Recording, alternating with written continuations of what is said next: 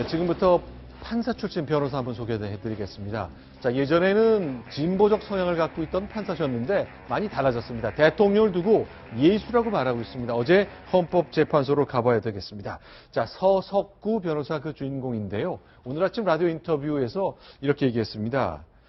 자, 어떤 내용을 했는지 저희가 소개하겠습니다.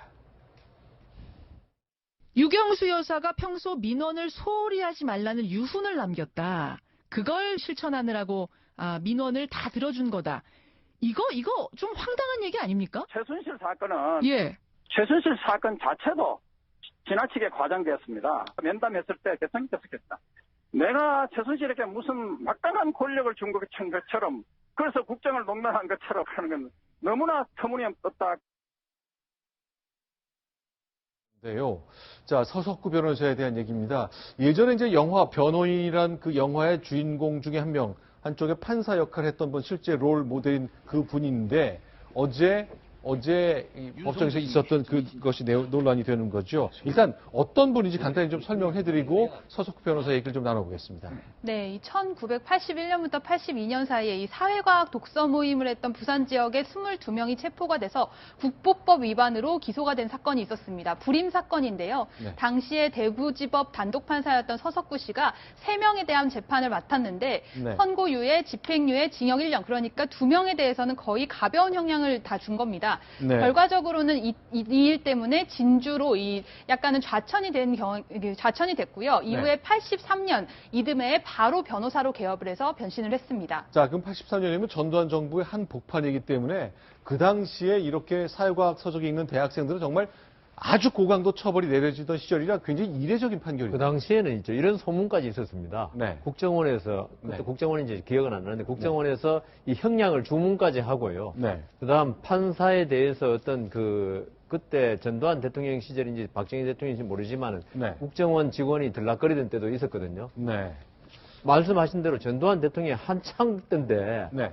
검찰에서 5년, 10년 구형하면요. 네. 그 2분의 1 이하로 선고하면 당장 어떤 그게 옵니다. 네. 그래서 그런데도 서석구 변호사가 이번 현재 재판장에서 한 발언으로 유명해졌지만 네. 참 대단하게 용기가 있는 분이다 이런 생각은 들어요. 그러니까요. 그 시절에 이런 판결을 했다는 것은 내가 전두환 정부나 그 정권 그리고 당시 공안 당국으로부터 어떤 피해가 있을지 모르지만 나는 내 믿음대로 판결하겠다는 소신을 가졌던 분이라고 봐야 될 것 같습니다. 그러나 법원을 떠난 이후에는 성향이 이제 이념의 스펙트럼이 쭉 있다면 좀 왼쪽에 계셨다가 좀 반대쪽 넘어온 것 같습니다. 그리고 좀 보수적 법률가로 변신한 거죠? 네, 맞습니다. 이 1990년대 중반부터는요, 완전히 보수단체에서 활동을 하는 등 네. 반전 이력을 보였습니다. 이 어버이연합의 법률 고문까지 맡고 있을 정도인데요. 노무현 정권 퇴진운동에도 앞장섰습니다.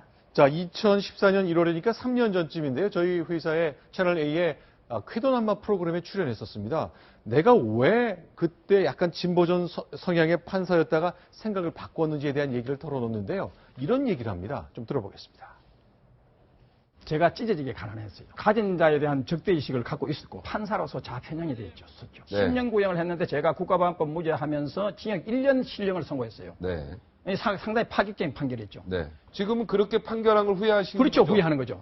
변호사님, 북한은 자주 정권입니다. 저는 권위주의 정권에 비판적이었지만 그래도 북한 독재 정권보다는 질적으로 낫다고 생각했습니다. 네.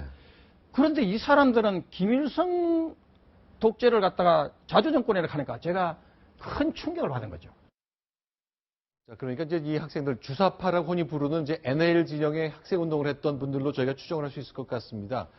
이렇게 충격을 받고 생각을 바꾼다, 있을 수 있는 일인 거죠? 충분히 있죠. 네. 판사들도 그런 분이 꽤 있습니다. 그러니까 법관 시절에 있죠. 네. 그때는 어떤 젊을 때고 특히. 그러면 아무래도 젊은 판사들은 지금도 진보적인 성격을 가지는 판사들도 많거든요. 그때는 세상 사실 또 누가 그러잖아요. 판사들 세상 물정 모른다고. 네. 그러니까 이 피고인들, 특히 국가보안법 네. 이런 사람들이 실질이 어떤 생각 가지는지 몰라요. 네. 근데 검찰의 기소가 보면 사실 좀 무리한 게 많거든요. 네. 그러면 이제 법률적으로 자기는 이거는 참 양심에 따라서 무죄도 하고 가볍게 하지만은 지금 서석구 변호사 하면서 네. 이 자주 주사파라 그러나요? 네. 이런 피고인들을 만나서 직접 이야기를 들어보면은 네. 이 사람들이 법정에서는 마치 자신들이 무슨 민주화를 위해서 활동하는 것 같이 이야기하지만 네. 변호사한테는 모든 이야기 다 털어놓거든요. 특히 서석구 변호사 같은 경우 운동권 그 당시는 네. 소위 운동권 변호사 아니었습니까? 그건 자기 편이라고 생각하고 네. 북한이 정말 좋은 정권이고 남한은 진짜 그 미제의 식민지 정권이고 네. 이렇게 친일 정권이고 이렇게 하는 걸 들었을 때 서석구 변호사도 고시 합격한 사람이니까 교과서도 읽어보고 그다음 여러 가지 읽어보는데 이거는 아니다는 거죠. 아무리 남한 정권이 잘못됐다 하더라도 북한 정권이 잘 됐다고 할 수 없는 거 아니겠습니까? 이런 걸 들으면서 나이도 들면서 그다음 그 국가보안법 피고인들이 진짜 어떤 생각을 알면서 이렇게 생각을 바꾸게 된 거죠. 자, 그러네. 최근에 있었던 이 촛불 시위 이 국면에 많은 시민들이 촛불을 들고 박근혜 정부가 이건 아니다라고 지적을 하고 뭔가의 사회 변화에 대한 열망을 모았습니다만 사실은 이제 그 친박 단체 진영에서 태극기를 들고 그 비슷한 광화문 광장에서 반대 시위하기도 했거든요. 이 중심에 서기도 했습니다. 실제로 이 자신의 생각을 또 오늘 아침 인터뷰에서 밝혔는데요. 자, 아침 라디오 인터뷰 조금 더 들어보겠습니다. 아직 대통령 변호인 조사도 하지 않은데도 불구하고 대통령을 처형할 그 단두대를 설치하고 박근혜 정권 정치 탄압 희생양 20기를 석방하는 대형 조형물을 만들어가지고 행진했지 않습니까? 그럼 예? 이거는 대한민국에 대한 사실상 선전포고다. 촛불은 민심이고 태극기 집회는 반란입니까? 태극기 집회에서 얼마나 많은 사람들이 태극기를 흔들었습니까? 아니, 민중총궐위가 주도하는 예. 퇴진 집회에 대한민국 운명을 맡기면 이거는 예수님이 바라는 바가 전혀 아니라는 것을 아셔야 될 겁니다. 촛불 집회를 전면적으로 부인하는 발언 아니겠습니까? 네. 저는 궤변에 가까운 발언이 과연 대통령에게 어떤 도움이 될지 참 의문입니다. 아마 저건 민심을 훨씬 더 자극하는 이 마이너스 효과가 훨씬 더 클 텐데 첫 번째 변호인 유영아 그 변호인도 네. 민심하고는 동떨어진 발언을 계속해서 이 촛불 집회를 오히려 부추긴 그런 상황이 됐지 않습니까? 네.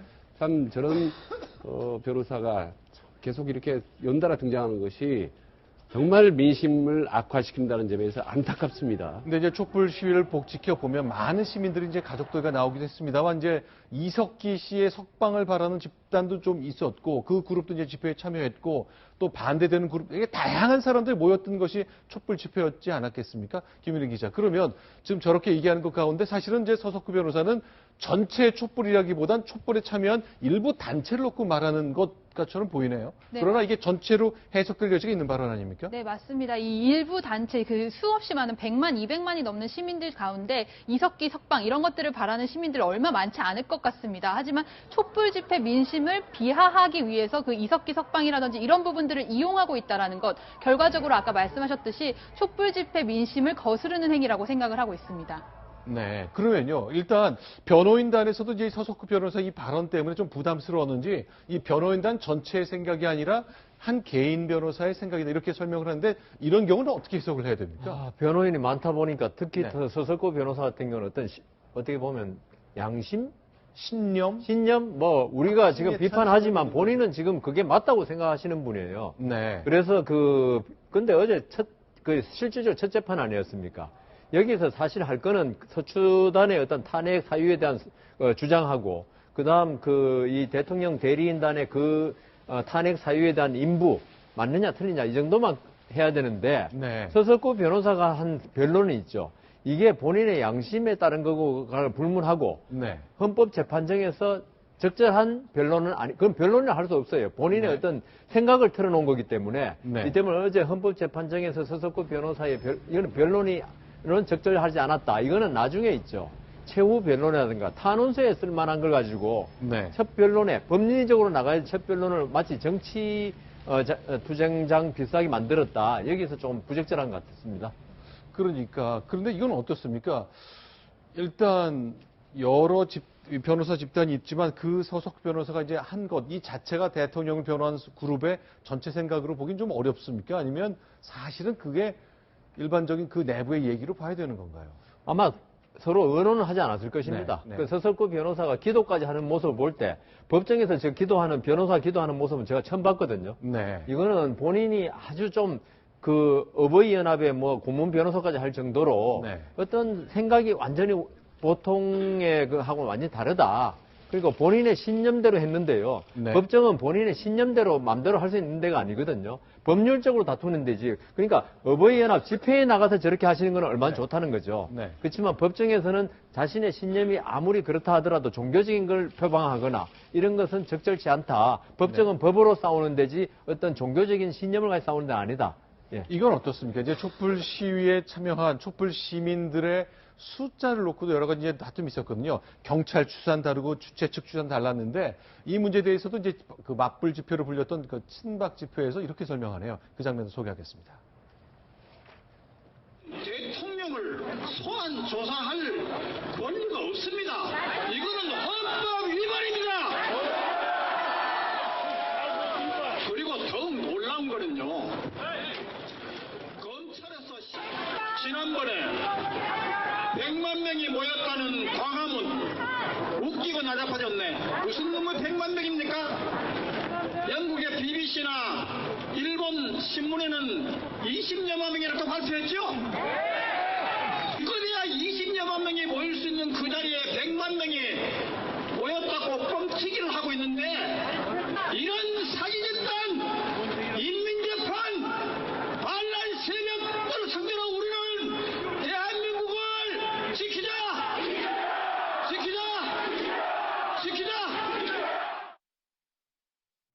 자, 그러니까 이제 경찰의 추산 방식과 주최 수석의 이제 추산 방식이 좀 달랐던 것입니다. 양쪽 다 얘기해 줬으면 좋겠는데 큰 숫자만 얘기하니까 좀 화가 났다는 걸로 해석을 해야 될 것 같습니다. 네. 아니 그리고 연설을 아주 잘하시네요. 대중 연설을 보니까 네. 선동적으로 이렇게 잘하는데 뭐 웃기고 자빠졌네라든지 뭐 지키자 하는 것은 보면 보통 연설을 이렇게 자주 해본 솜씨가 아닌 것 같아요. 그리고 네. 또 보수 단체에서 마이크를 잡고 이렇게 얘기했다는 그 자세가 저분은 네. 이제 뭐 변호사이긴 하지만은 그런 보수 우익 단체의 어떤 깊이 네. 관련이 돼 있고 또 활동하는 분이 아닌가라는 생각이 듭니다. 알겠습니다. 자, 그럼 이제 이 서석구 변호사가 대통령을 직접 만났죠. 그러니까 헌재에 가서 설명도 한 것인데 서석구 변호사가 대통령을 만난 후의 생각도 인터뷰에서 정리가 되었습니다. 소개합니다. 대통령께서는 그래도 비교적 차분하게 논리적인하고 또 차분하고 또 원래 성격이 겸손하시잖아요. 그 기억력도 상당히 좋으셔가지고 예. 자세하게 저희들하고 대화를 나눴고. 아니, 기억력이 좋으신데 근데 왜 그 세월호 날에 7시간은 잘 기억이 안 난다 그러시죠? 아니 그건 청와대 홈페이지에 이미 공개가 되었는데도 불구하고 예. 언론이 과도하게 대통령을 모욕하고 인격 살인에 가까운 그런 그 보도들이 그 판을 쳤지 않습니까? 황당하게 생각하고 계시는 거죠. 네, 대통령 상황 관련해서 얘기를 했습니다. 일단 서석구 변호사의 생각은 소크라테스도 다수결 때문에 심판을 받았다, 처벌받았다는 얘기를 하면서 현재 분위기가 너무 압도하고 있다라는 얘기를 하고 있습니다만 사실 공감을 과연 얼마나 받을지 뭐 많은 분들이 생각이 다르겠습니다만 전체적으로 좀 비판적인 의견이 많은 것 같습니다. 네, 맞습니다. 소크라테스나 예수의 이야기를 들어가면서 대통령의 이야기를 하고 있는데 사실 소크라테스, 예수, 대통령 같은 선상에서 볼 수는 없지 않습니까? 그렇기 때문에 민심과 너무 동떨어진 이 변론을 하고 있다라는 이야기를 듣고 있습니다.